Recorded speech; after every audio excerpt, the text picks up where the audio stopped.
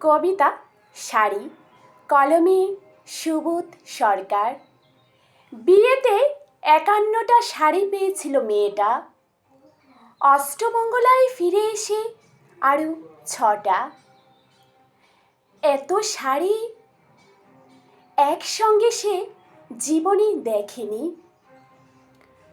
আলমারির প্রথম তাকে সে রাখল সব নীল শাড়িদের। হালকা নীল একটাকে জড়িয়ে ধরে বলল, তুই আমার আকাশ। দ্বিতীয় থাকে রাখল সব গোলাপিদের।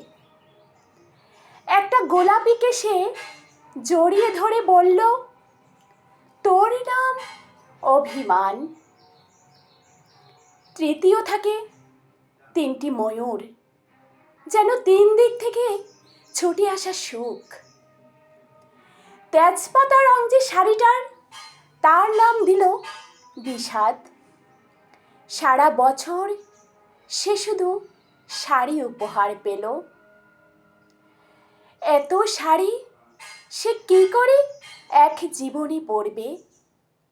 কিন্তু বছর না যেতে ঘটে গেল সেই ঘটনাটা। সন্ধ্যের মুখে মেয়েটি বেরিয়েছিল স্বামীর সঙ্গে চাইনিজ খেতে। কাপড়ে মুখ বাঁধা ৩টে ছেলে এসে দাঁড়ালো। স্বামীর তল পেটে ঢুকে গেল ১২ ইঞ্চি। উপর থেকে নিচ, নিচে থেকে ডান দিকে, যাকে বলে এল। পড়ে রইল খাবার। চিলি পিস থেকে তখনও ধোঁয়া উড়ছে।